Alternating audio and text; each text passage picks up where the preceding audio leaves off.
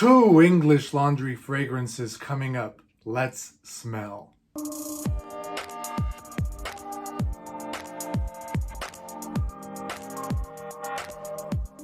Welcome back to Stop and Smell. I do enjoy quite a few English laundry fragrances that I have in my collection. They're a great bang for your buck if you buy them discounted. Let's start with the 2020 release English Laundry Throne.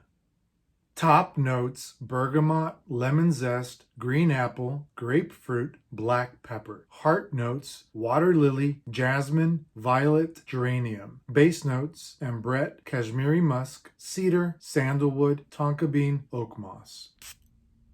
It opens up very citrusy with a nice balance of grapefruit and lemon. It doesn't take very long for you to notice the green apple and the black pepper coming in. In the mid, it starts to get a little floral and a bit green too. In the base, it does become a bit musky and woody. It smells pretty good. It seems modern. It seems like a crowd pleaser. It does seem like a blue fragrance. It's fresh, aquatic, and a bit fruity. It's actually reminding me of another English laundry fragrance, Cambridge Night.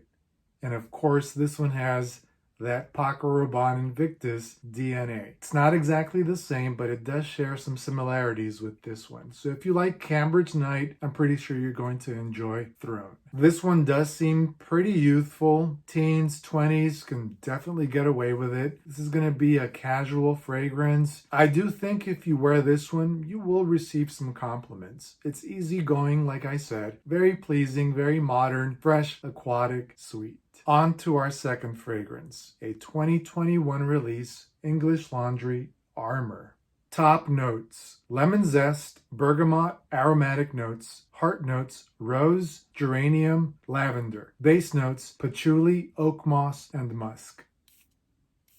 This one opens with a sweet, juicy lemon burst. Very aromatic in the opening, very zesty with that lemon. Into the mid, you get a slight sweetness from the lavender, and the rose starts to make an appearance. It's not a heavy rose, it's a slight rosy touch, a light floral. It's a good combination. In the base, it starts to warm up. I sense that patchouli. It's not a dirty patchouli, it's a very clean patchouli. It's a little bit more grown up than Throne. It's more refined. It's not as youthful, but it's still good. If you like these fragrance videos, go ahead and subscribe. And give this video a like if you enjoy what you see. Seems like a good contrast between these two. Throne and Armour, where Throne seems more casual, spring, summer, youthful. Armour seems not as youthful, a little bit more grown up, a little more refined, maybe more fall, winter, maybe more evening too. There is a sense of being casual as well. I'm sure it's easy wearable at work. I think both of these fragrances are pretty good